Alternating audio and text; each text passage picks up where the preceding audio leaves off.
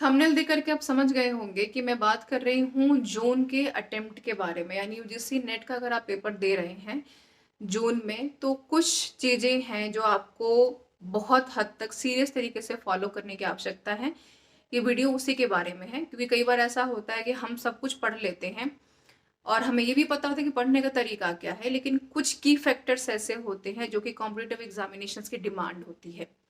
आज हम उसी डिमांड को जानेंगे, तो वीडियो को अंत तक देखिएगा। वीडियो को शेयर और सब्सक्राइब करना बिल्कुल मत भूलिएगा। शुरू करते हैं और करते हैं मुद्दे की बात। देखिए, यूजीसी नेट का जो पेपर है वो जून में जो है आपका करवाया जाएगा। 21 जून को आपका आखिरी पेपर है। ये मैंने एनटीए द्वारा जो नोटिफिकेशन निकाला गया उसमें ये बकायदा लिखा गया है। अब फरवरी को पूरा छोड़ देते हैं तो अमूमन तौर पर आपके पास कुल मिलाकर के यहाँ पर मार्च, अप्रैल और मई का 3 महीने का पर्याप्त समय बचता है। अब ऐसे में ये समझ में नहीं आता है, अगर आप शुरू से पेपर देने की तैयारी में हैं या फिर चौथी अटेम्प्ट में पेपर दे रहे हैं, तो पहले अटेम्प्ट के बिगिनर्स को तो ये समझ में नहीं आता कि शुरू कहाँ से करें। जो चौथी बार पेपर दे रहे हैं उनको ये समझ में नहीं आता कि 3 बार गलतियां हमने क्या की जो हमें समझ में नहीं आया। तो उन्हीं दोनों को हम लेकर के इस जो है विषय के ऊपर चर्चा करने वाले हैं। एक तो केवीएस मैदान की किताब के बारे में सबको पता ही होगा, है ना? अगर नहीं है तो पता कर लीजिए, अच्छी किताब है। इससे ज्यादा आपको पढ़ने की आवश्यकता नहीं है, खासतौर पर पेपर 1 के लिए। अब यहाँ पर जो फुल फ्लेज वेटेज होता है, सब्जेक्ट कंसर्न के ऊपर सबकी कमांड होती है, वो सब लोग ठीक ठाक कर ले जाते हैं। पेपर 1 में कहीं ना कहीं एक समस्या यहाँ पर हमें देखने को मिलती है। उस समस्या का समाधान सबसे ज्यादा है ये समझना कि पेपर में पूछा क्या जाता है और आपकी अपनी भी डिमांड के साथ सप्लाई क्या है ना? यानी सिलेबस में 10 टॉपिक है तो भैया हम 10 के 10 तो कवर नहीं कर सकते, कर लेते हैं तो बहुत अच्छी बात है। जो नहीं कर पाते एक्सेप्शनल केसेस में कम से कम 7 यूनिट्स पर आपकी कमांड होना बहुत इंपॉर्टेंट है। नहीं है तो अभी ही उसको जो है स्पेसिफिक हो जाइए, इससे ज्यादा आपको नहीं पढ़ना है। लास्ट मोमेंट पर हौच पौच करने का कोई फायदा यहाँ पर होगा नहीं। जो आता है वो भी आपको जो है रिमेम्बर नहीं रहेगा।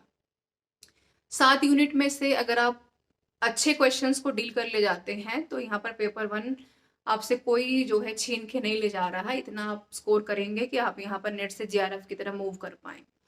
दूसरी सबसे इंपॉर्टेंट बात है, यहाँ पर आपको जो सॉल्व करना है प्रीवियस ईयर पेपर्स को। दिसंबर 2022 से लेकर के अभी तक जो आखिरी हमारा पेपर हुआ है दिसंबर 2023 में, तो आप सबको ध्यान में होगा कि लगातार पेपर में वेरिएशंस आ रहे हैं।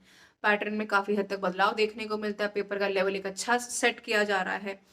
ऐसे में अच्छे खासे सेट लेवल को हम ब्रेक डाउन कैसे करें, हम कैसे उसको बैरियर्स को क्रॉस करें, उसके लिए बहुत इंपॉर्टेंट है पीवाईक्यूज को समझना। आप सिलेबस भी देख चुके हैं, थोड़ा बहुत सिलेबस से गो थ्रू हो चुके हैं, तो भी स्टार्ट कर दीजिए आज से, अभी से। जितने ज्यादा पीवाईक्यूज को आप कवर करेंगे, वैसे तो यहाँ पर कम से कम आपको 3 साल और ज्यादा 5 साल के पीवाईक्यूज को कवर करना ही करना है, पर कम से कम भी अगर कहूँ तो दिसंबर 2022 से लेकर के 23 के सारे प्रीवियस ईयर पेपर्स को सॉल्व कर जाइए।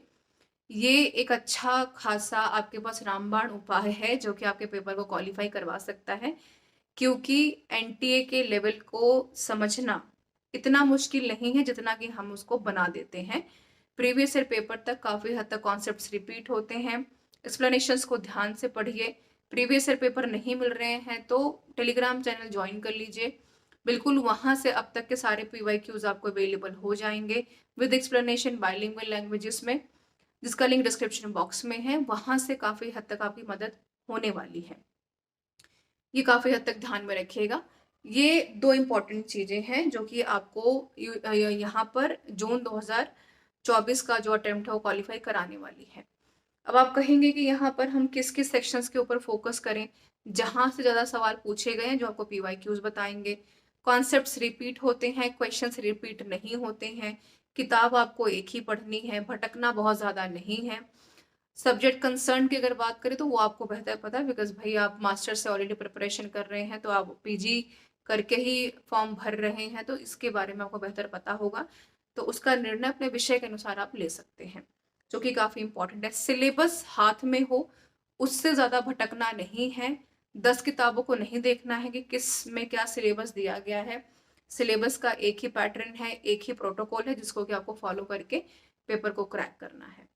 This is all about the session everyone. और ये बातें मैंने इसलिए रखी हैं क्योंकि बहुत बार ऐसा होता है कि हम कंफ्यूज रहते हैं कि स्टार्ट कैसे करें, कौन सी चीज़ को पहले हम अटेम्प्ट करें, कौन सी वाली को बाद में करें। तो कुछ नहीं कर रहे हैं तो PYQs को सॉल्व करते रहिए, कॉन्सेप्ट्स को क्लियर करते रहिए, उतना काफ़ी है जून के अटेम्प्ट में नेट से JRF की तरफ आपको मूव करने के लिए और क्वालिफाई करने के लिए। कोई क्वेश्चन रह गया हो तो ज़रूर पूछिएगा। This is all about the session. सारे PYQs अवेलेबल हैं यहाँ पर आपको टेलीग्राम चैनल के ऊपर, so don't forget to join the Telegram channel. Don't forget to share the information as well. Thank you so much for being with me, everyone.